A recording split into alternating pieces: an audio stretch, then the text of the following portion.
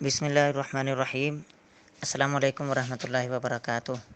آج کا میرا موضوع ہے خوف خدا، یعنی خشیت الہی، یعنی اللہ تعالیٰ کا خوف۔ یہ جو لفظ خوف ہے، اس کا مطلب ہوتا ہے کہ دل کے اندر ایک ایسی کیفیت کا پیدا ہونا جو کہ کسی ناپسندیدہ کام کو کرنے کی وجہ سے یا اس سے پہلے دل میں پیدا ہوتی ہے۔ یعنی یہ ایک دلی کیفیت کا نام ہے جو کہ دل کے اندر پیدا ہو جاتی ہے اور جس کی وجہ سے انسان اس کام کو نہیں کرتا۔ اور اگر بات کی جائے خوف خدا کی، تو اس کا مطلب یہ ہوگا کہ چونکہ اللہ تعالیٰ بے نیاز ہے، اللہ تعالیٰ کسی کو پکڑ سکتا ہے، اس کی ایک گرفت ہے، وہ کر سکتا ہے اللہ تعالیٰ، اس کو اس بات پر کوئی روکنے والا نہیں ہے۔ اور اللہ تعالیٰ کسی شخص سے ناراض بھی ہو سکتا ہے، اگر وہ کوئی ایسا غلط کام کرتا ہے تو ناراض بھی اللہ تعالیٰ ہو سکتا ہے۔ تو اس کی طرف سے، اللہ تعالیٰ کی طرف سے جو دی جانے والی سزائیں ہیں، ان یا عذاب کو سوچ کر دل کا گھبرا جانا، یعنی اللہ تعالیٰ کی ناراضی یا اس کی سزاؤں کا سوچ کر دل کا گھبرا جانا، دل کے اندر گھبراہٹ کا پیدا ہو جانا، تو اس کو خوف خدا کہا جاتا ہے۔ اللہ تعالیٰ نے سورہ احزاب کی 70 نمبر آیت میں فرمایا ہے کہ یا ایھا الذین آمنوا اتقوا اللہ، کہ اے ایمان والو تم اللہ تعالیٰ سے ڈرو۔ تو اس طرح کی قرآن پاک میں بہت زیادہ آیات میں اسی طرح کا مضمون ملتا ہے، یا ایھا الذین آمنوا اتقوا اللہ حق تقاتہ، کہ اللہ تعالیٰ سے ڈرو جیسا اس سے ڈرنے کا حق ہے۔ اور اسی طرح یہ بھی فرمایا کہ وَلِمَنْ خَافَ مَقَامَ رَبِّهِ جَنَّتَانِ، کہ جو شخص اللہ تعالیٰ کے سامنے کھڑا ہونے سے ڈر گیا تو اس کو انعام کیا ملے گا؟ جنتان، 2 جنتیں اس کو ملیں گی۔ یعنی اللہ تعالیٰ عام لوگوں کو ایک جنت عطا فرمائے گا، اور جو اللہ تعالیٰ کے سامنے کھڑا ہونے سے ڈر جائے گا تو اس کو اللہ تعالیٰ 2 جنتیں عطا فرمائے گا۔ حدیث شریف میں آتا ہے کہ دانائی اور عقل مندی اور حکمت کی جو بنیاد ہے، جو اصل ہے، وہ خوف خدا ہے۔ یعنی جس شخص کے اندر خوف خدا ہوتا ہے وہی اصل میں عقل مند ہوتا ہے، وہی اصل میں حکیم اور دانا اور سمجھدار آدمی ہوتا ہے۔ ایک مرتبہ حضور نبی کریم صلی اللہ علیہ وآلہ وسلم نے صحابہ کرام کو ارشاد فرمایا کہ اگر تم مجھ سے ملنا چاہتے ہو تو میرے بعد بھی اللہ تعالیٰ سے ڈرتے رہنا۔ اس سے ہمیں معلوم ہوتا ہے کہ خوف خدا کی ایک باقاعدہ اہمیت ہے، جو کہ بار بار قرآن پاک اور حدیث شریف میں اس کا ذکر آتا ہے۔ تو خوف خدا بہت ہی زیادہ ضروری ہے۔ اصل میں خوف خدا کی وجہ سے ہی انسان تمام نیکیوں کی طرف راغب ہوتا ہے، اس کا دل کرتا ہے کہ وہ نیکی کرے، اور انسان اچھے کام کرتا ہے، دوسروں کے ساتھ بھی اچھا سلوک کرتا ہے اور تمام برائیوں سے بچتا ہے۔ اب میں آپ کو اس خوف خدا کے 3 درجات بتاتا ہوں کہ اس کے 3 درجات ہیں۔ ایک ہے بالکل کمزور سا، ضعیف جسے کہا جا سکتا ہے، دوسرا ہے درمیانہ، اور تیسرا ہے قوی یا مضبوط درجہ۔ تو پہلا جو درجہ ہے، اس کا مطلب یہ ہے کہ انسان کے اندر اللہ تعالیٰ کا خوف کبھی کبھی پیدا ہو جاتا ہے، کبھی کبھار، یا کوئی شخص اس کو کہتا ہے کہ آؤ یار اللہ تعالیٰ کی عبادت بھی کر لیا کرو، تم نے بھی ایک دن مر جانا ہے اور پھر عذاب بھی ہو سکتا ہے، عذاب سے بچو۔ تو اس کے اندر تھوڑا سا خوف آتا ہے، وہ چند دن عبادت شروع کر دیتا ہے یا اچھے کام شروع کر دیتا ہے، اور پھر وہ بھول جاتا ہے، پھر وہ اپنے دوسرا جو اس کی روٹین ورک ہوتی ہے اسی پر چلا جاتا ہے۔ تو یہ ایک ضعیف سا خوف ہے، کمزور سا خوف ہے۔ دوسرا ہے درمیانہ، جسے ہم معتدل کہہ سکتے ہیں، اوسط درجے کا۔ تو اس کا مطلب یہ ہوتا ہے کہ ہمیشہ انسان نیکیوں پر، اچھے کاموں پر قائم رہے اور لوگوں کے ساتھ اچھا سلوک کرے، وہ کام کرتا رہے جن کا اللہ تعالیٰ اور اس کے رسول صلی اللہ علیہ وآلہ وسلم نے حکم دیا ہے، اور ہر برائی سے بچتا رہے، کسی کو تنگ نہ کرے، کسی کو پریشان نہ کرے۔ ہاں، انسان ہونے کے ناطے کبھی کبھار بڑی دیر بعد جا کر اس سے کبھی کبھار کوئی ایسا غلط یا برا کام بھی ہو جائے، تو لیکن جیسے ہی وہ برا کام ہوگا تو وہ فوراً توبہ کر لے گا اور اللہ تعالیٰ سے معافی مانگ لے گا. یہ درمیانہ درجہ ہوتا ہے. اور تیسرا درجہ ہوتا ہے مضبوط خوف، مضبوط قسم کا خوف. یہ ہوتا ہے کہ انسان اتنا زیادہ اللہ تعالیٰ سے ڈر جائے، اتنا زیادہ ڈر جائے کہ وہ مایوس ہو جائے. وہ کہے کہ اب تو مجھ پر عذاب ہو کر ہی رہے گا، یا میں تو جہنم میں ضرور ہی ڈالا جاؤں گا. اس وجہ سے وہ بیمار ہو جائے یا اس پر بے ہوشی طاری ہو جائے وہ عذاب کا سن کر یا سزاؤں کا یا وعید کا سن کر. تو یہ 3 درجات ہیں. ان میں جو پہلا اور تیسرا درجہ ہے، یعنی کہ کمزور خوف اور کبھی خوف، یہ اتنے پسند نہیں کیے جاتے جتنا درمیانے درجے کو پسند کیا جاتا ہے. ہمیں چاہیے کہ اللہ تعالیٰ ہمیں درمیانے درجے کا یعنی معتدل قسم کا خوف عطا کرے کہ ہم ہمیشہ نیکی کرتے رہیں اور ہمیشہ برائی سے بچتے رہیں. اور اگر کبھی ایسا ہو بھی جائے کہ غلطی ہو جائے تو فوراً اللہ تعالیٰ سے معافی مانگ لیں. اس کی مثال میں آپ کو یوں دیتا ہوں. مثال کے طور پر ایک جانور ہے، آپ اس پر سواری کر رہے ہیں اور آپ اس کو بالکل ہلکی سی چھڑی آپ کے پاس ہے وہ لگاتے ہیں تو اس کو کوئی اثر ہی نہیں ہونا. اور اگر ایسا کوئی ڈنڈا ہے مضبوط قسم کا آپ کے پاس کہ اگر آپ اس کو وہ لگاتے ہیں تو وہ جناب اس کی ہڈی ٹوٹ جائے گی اور وہ رفتار ہی نہیں پکڑ سکے گا، چل بھی نہیں سکے گا.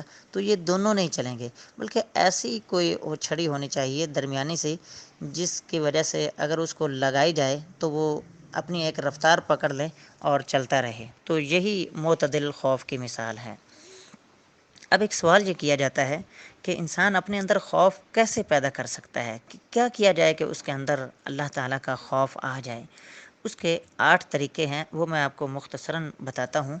ایک تو یہ ہے کہ انسان کو توبہ کرنی چاہیے، ہمیشہ استغفار کرنا چاہیے، اللہ تعالیٰ سے ڈرتے رہنا چاہیے، توبہ کرتے رہنا چاہیے ہمیشہ. دیکھیں نا کہ ایک مسافر ہوتا ہے، وہ جب کہیں سفر کرنے جاتا ہے نا تو اپنے ساتھ ضروری سامان لے کر چلتا ہے، وہ اضافی چیزیں اپنے گھر میں رکھ کر جاتا ہے. تو اسی طرح ہم ہیں دنیا کے مسافر، ہم نے قبر اور حشر کی ایک منزل طے کرنی ہے. تو ہمیں بھی چاہیے ہم اپنے گناہوں کا جو سامان ہے یا وہ جو بھار ہے نا وہ اس کو رکھ دیں، سائڈ پر کر دیں، وہ توبہ کے ذریعے اتار دیں اور اللہ تعالیٰ سے سچی معافی مانگیں کہ یا اللہ ہمیں معاف فرما، آئندہ ہم گناہ نہیں کریں گے اور انشاءاللہ تیرے راستے پر چلنے کی تو کوشش کریں گے. کیونکہ حدیث شریف میں آتا ہے کہ التائب من الذنب کمن لا ذنب لہ، کہ جو اللہ تعالیٰ سے توبہ کر لیتا ہے، سچی توبہ کر لیتا ہے تو وہ ایسے ہو جاتا ہے جیسا کہ اس نے گناہ کیا ہی نہیں، جیسے وہ ابھی پیدا ہوا ہے. دوسری چیز ہے انسان کو ہمیشہ خوف خدا پیدا کرنے کے لیے دعا کرنی چاہیے کہ یا اللہ مجھے اپنا خوف عطا فرما، تو مہربانی فرما، میں عاجز سا بندہ ہوں، مجھے خوف عطا فرما تاکہ میں نیکی کر سکوں اور ہر برائی سے بچ سکوں. یہ بس تیری توفیق سے ہی ہو سکتا ہے، تیری مدد سے ہی ہو سکتا ہے، تو ہی مہربانی فرما.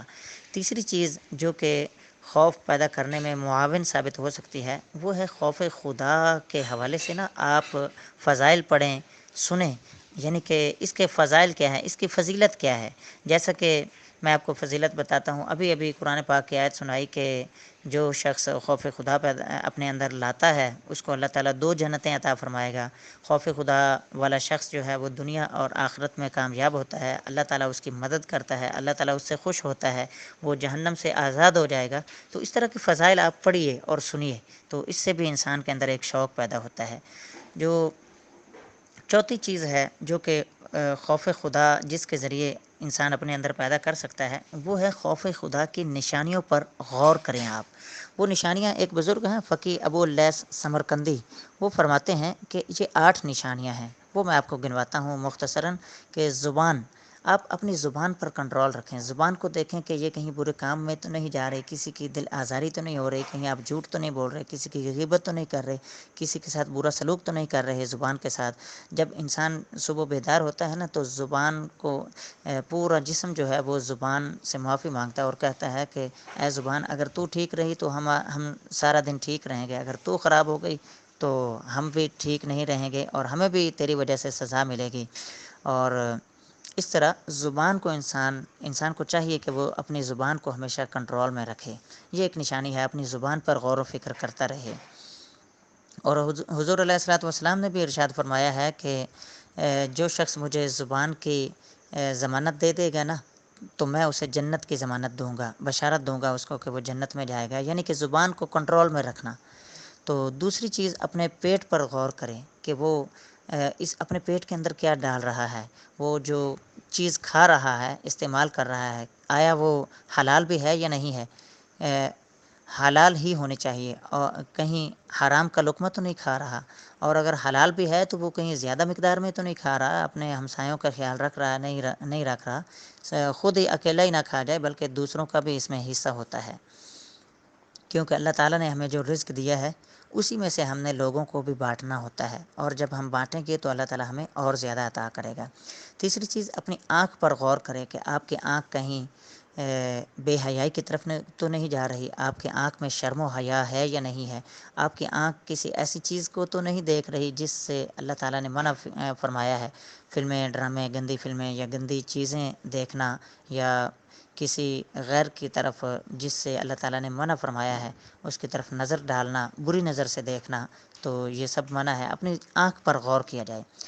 چوتھی چیز ہے اپنے ہاتھوں پر غور کیا جائے کہ آپ کے ہاتھ کسی برے کام میں مبتلا تو نہیں ہو رہے، یا کسی ایسے شخص کا ساتھ تو نہیں دے رہے جو کہ ظالم شخص ہے، اور آپ ہاتھ کے ذریعے اس کا ساتھ دے رہے ہوں، ظالم کا ساتھ دینے سے منع کیا گیا ہے۔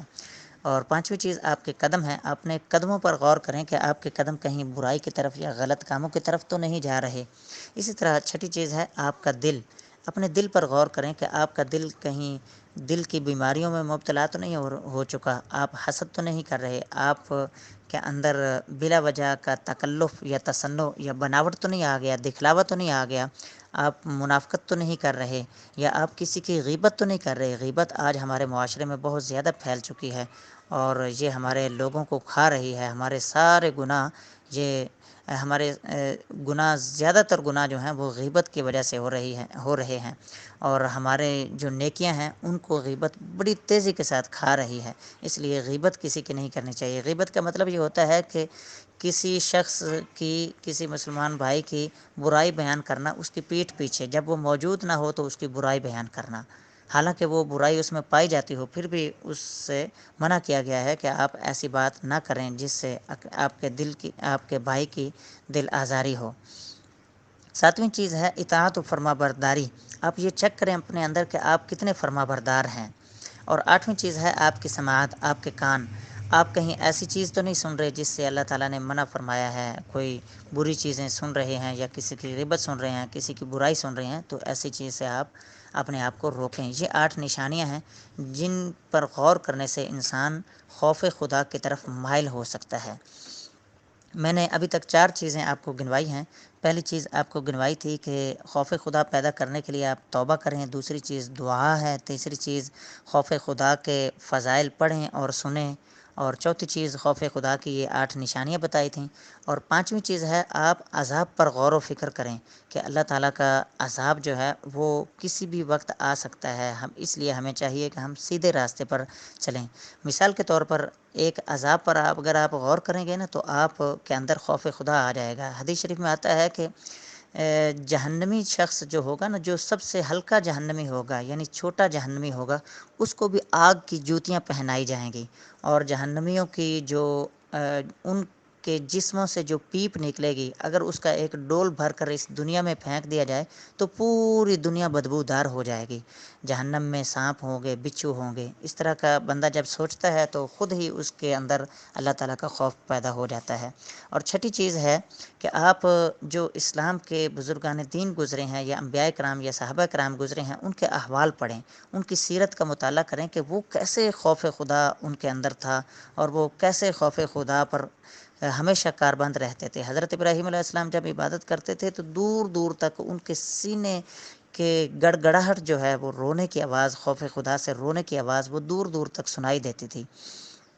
اسی طرح یحییٰ علیہ السلام اس قدر اللہ تعالیٰ کے خوف میں روتے تھے کہ درخت اور مٹی کے ڈھیلے بھی آپ کے ساتھ رونے لگ جاتے تھے. وہ کہتے تھے کہ یا اللہ ہمارا کیا بنے گا، یہ آپ کے نبی ہو کر اتنا زیادہ رو رہے ہیں. تو درخت اور مٹی بھی آپ کے ساتھ رونے لگ جاتی تھی. حضرت شعیب علیہ السلام اللہ تعالیٰ کے خوف سے اس طرح روتے تھے کہ ان کی اکثر بینائی چلی گئی تھی. اور خود ہمارے نبی پاک صلی اللہ علیہ وآلہ وسلم، وہ تو آپ جانتے ہی ہیں کہ بہت زیادہ اللہ تعالیٰ کے بارگاہ میں رویا کرتے تھے. تو اس سے بھی انسان، جب انسان اپنے بزرگان دین کے احوال پڑھتا ہے تو اس سے بھی انسان کے اندر خوف خدا آ سکتا ہے. اور اگلی چیز ہے اپنا محاسبہ کرنا، اپنے آپ پر غور و فکر کرنا. اس کی بڑی زیادہ ضرورت ہے آج کل صبح ہوتی ہے، شام ہوتی ہے، بس یوں ہی زندگی تمام ہوتی ہے. بس جو لوگ اسی طرح چل رہے ہیں، کبھی بھی ان کو مہینے بھر میں، سال بھر میں ان کو ٹائم نہیں ملتا، وقت نہیں ملتا کہ وہ اپنے آپ پر بھی غور کر سکیں. حالانکہ ہمارے بزرگان دین کا تمام کا فلسفہ ہے کہ اپنے اندر جاتے مار، اپنے اندر بھی آپ خود احتسابی کریں، اپنا حساب کتاب خود لگائیں. ایک صحابی رسول فرماتے ہیں کہ حاسبوا قبل ان تحاسبوا، کہ اپنا محاسبہ تم خود کر لو، اس سے پہلے کہ کوئی اور تمہارا محاسبہ کرے، تمہارا کوئی اور حساب کتاب کرے تو وہ بڑا زیادہ سخت ہوگا.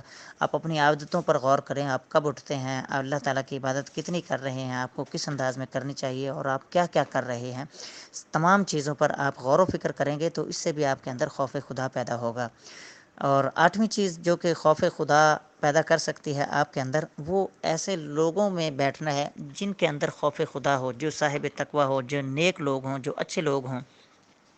کیونکہ انسان کو اچھے لوگوں کی صحبت اچھا بنا دیتی ہے اور برے لوگوں کی صحبت انسان کو برا بنا دیتی ہے.